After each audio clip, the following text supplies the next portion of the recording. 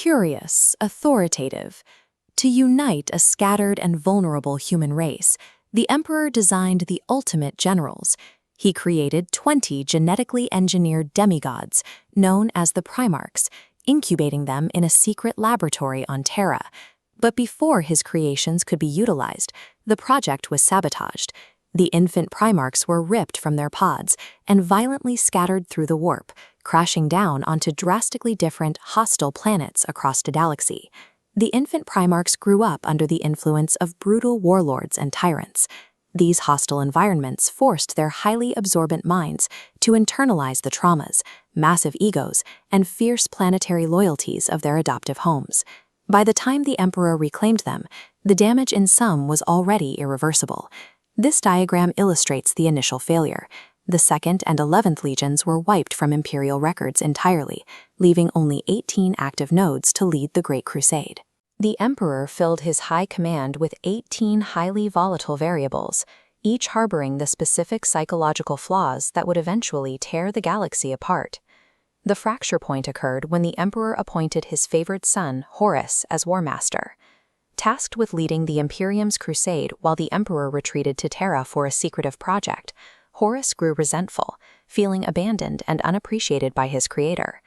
This logic tree tracks how the Chaos Gods capitalized on that feeling of abandonment. By manipulating the War Master's pride, they ignited a massive civil war that fractures the brothers into 2 distinct columns, the Loyalists and the Traitors.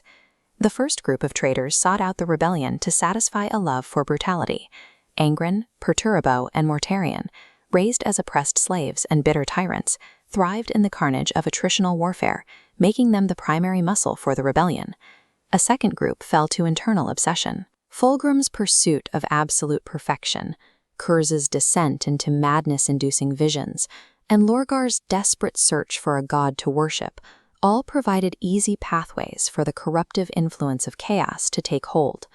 Tragic manipulation claimed the final traitors.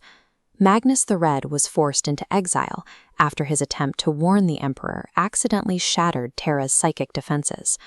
Meanwhile, the Alpha Legion twins approached the conflict as a grand strategic game, choosing betrayal based on the cold calculation that an Imperial defeat was the only way to ensure humanity's long-term survival.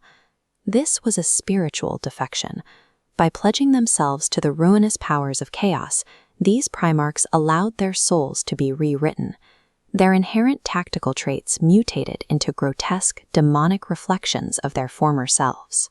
By ignoring the psychological fragility of his engineered sons, the Emperor allowed their highly specialized archetypal strengths to be isolated and weaponized against his own forces. Standing in their way were the brothers who resisted the temptations of chaos. They pooled their unique tactical gifts to buy the Imperium time and fortify Terra against the coming onslaught. Rogel Dorn and Ferrus Manus constructed the physical bulwarks of the defense. Combining unyielding siegecraft with machine-enhanced resilience, they built an impenetrable wall, anchored by the noble compassion of the winged Primarch, Sanguinius. Out in the stars, the master tacticians launched punishing counteroffensives. The Lion and Roboute Guilliman brought precise order and logistical efficiency, while Leman Russ and Jagatai Khan utilized feral close combat and lightning-fast mobility to bleed the traitor supply lines. Operating in the margins, Vulcan and Corvus Corax utilized their extreme physical resilience and mastery of stealth to launch shadow warfare strikes, sacrificing their own ranks to stall the enemy advance. The war culminated at the Siege of Terra. Aboard the enemy flagship, Sanguinius engaged Horus in a final desperate duel. He sacrificed his life, but his defiant stand inflicted a critical armor vulnerability on the War Master. That tiny opening allowed the Emperor to finally defeat Horus, striking with such immense psychic force that he erased his son's soul from existence completely. But the victory required the Emperor to absorb a mortal wound, effectively ending his physical reign. The Loyalists broke the siege and won the physical war.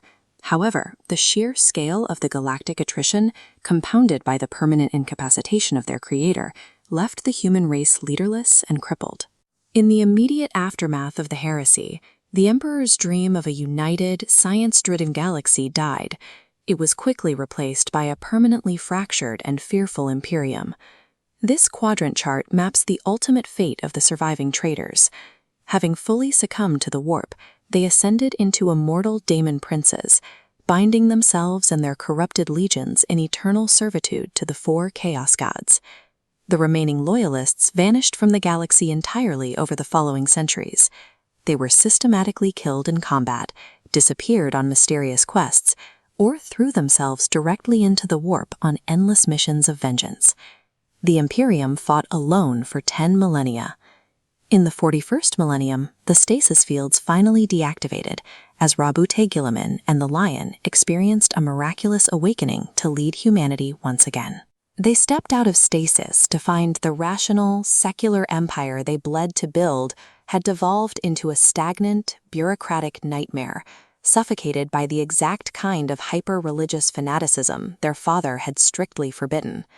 The very demigods designed to ensure human salvation ultimately utilized their gifts to architect a future of eternal, decaying war.